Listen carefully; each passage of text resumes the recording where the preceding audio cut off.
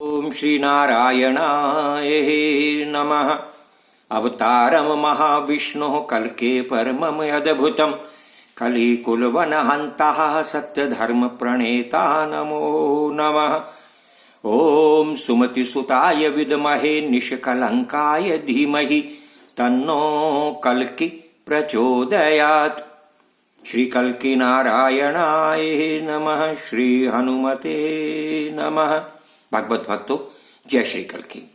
अब तक की कथा में आपने श्रवण किया कि राजा शशिध्वज ने सभा में उपस्थित सभी राजाओं और विप्र श्रेष्ठों को भगवान श्री कल्कि जी के सम्मुख भक्ति और भक्त के पवित्र महात्म्य को सुनाया है।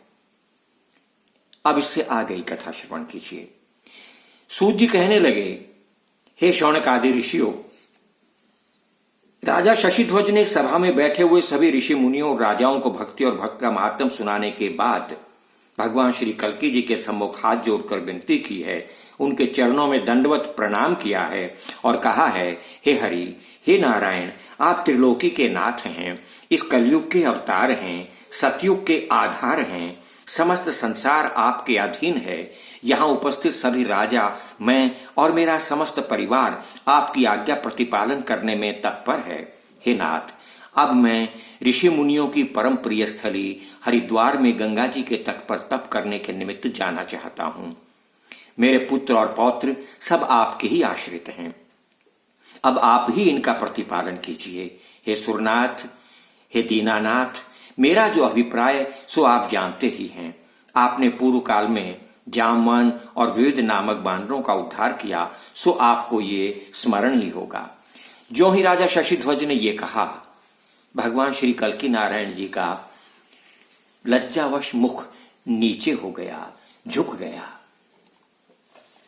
तो उन्होंने पूछा राजाओं ने, हे राजन, भगवान श्री कल्कि नारायण जी से आपने क्या कहा है ऐसा जो इनका मुख लज्जा से झुक गया है? हे श्री कल्कि नारायण, आप ही बताइए ना, ये राजा कुछ बोल नहीं रहे हैं। भगवान श्री कल्कि कहने लगे, हे भक्तों, ये बात तो इन्हीं से पूछिए, मैं कुछ नहीं कह सकता हूं। उन्होंने फिर राजा शशिध्वज से विनती की है, आप महामतिमान राजा हैं, आपने इस समय ऐसा क्या कहा? आपके वचनों को सुनकर के कल्कि जी ने किस कारण से मुख नीचा कर लिया है? राजा शशिध्वज हाथ जोड़कर कहने लगे, पुरा रामावतारेण लक्ष्मणादेन्द्रजिद्वधम लक्षणांच लक्षद्विविधौ राक्षसत्वात् सदारुणात्।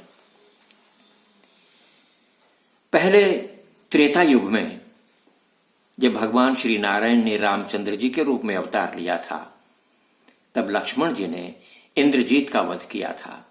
इस कारण दारुण राक्षस भाव से इंद्रजीत की मुक्ति हुई थी।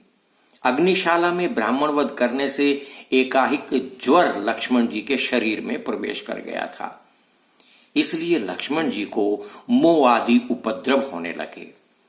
उधर अश्वनी कुमार वंशोद्भव वैद्य श्रेष्ठ द्विविध नामक बानर जो राम जी की सेना में थे, वो लक्ष्मण जी को व्याकुल देख करके कहने लगे कि आप एक इस मंत्र को रख करके किसी ऊंचे स्थान पर देखिए और भगवान श्री रामचंद्र जी का स्मरण कीजिए। इस पत्र को देखकर लक्ष्मण जी ज्वर रहित एवं बलवान हुए।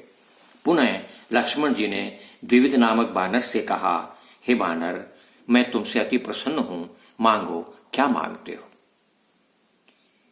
द्विविध ने ये सुना तो बड़े हर्षित होकर लक्ष्मण जी से विनती करने लगे हैं।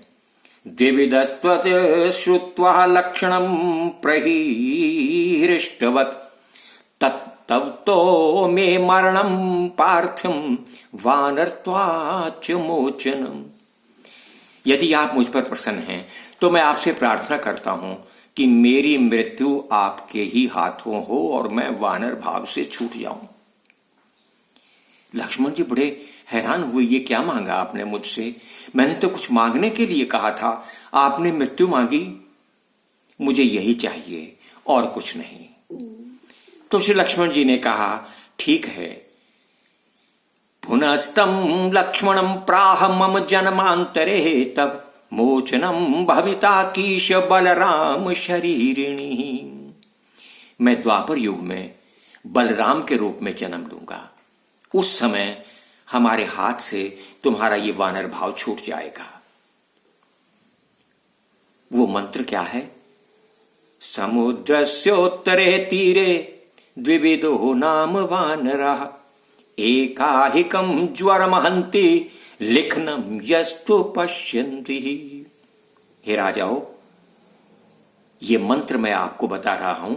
इस मंत्र को लिखकर देखने से ये जो एक तारे का ज्वर आता है उसका तुरंत नाश हो जाता है। मंत्र है समुद्रोत्तरे तीर द्विविदो नाम वानर। समुद्रस्य उत्तरे तीर द्विविदो नाम वानर। ये मंत्र द्वार एवं ताल पत्र पर लिखकर देखने से भी एक तारा ज्वर छूट जाता है। ये ज्वर बड़ा भयानक होता है। इस प्रकार लक्ष्मण जी से वर पाकर के द्विविद वानर आरोग्य शरीर से अनेक दिनों तक जीवित रहा। बहुत काल के अनंतर जब द्वापर युग में बलराम जी आए हैं तो उनके अस्त्र से निडर होकर के प्राण त्याग करके मोक्ष पद को प्राप्त किया है।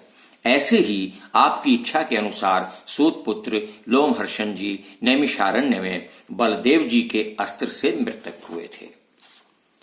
हे राजाओ, वामन अवतार के समय जब वामन जी ने 3 पग भूमि से समस्त लोकों को नाप लिया था, उस समय जाम्बवान ने उनके ऊर्ध्व लोक स्थित चरण की प्रदक्षिणा की थी। आज की कथा इतनी ही। बाकी अगले एपिसोड में। तब तक के लिए जय श्री कल्की, जय श्री हनुमान।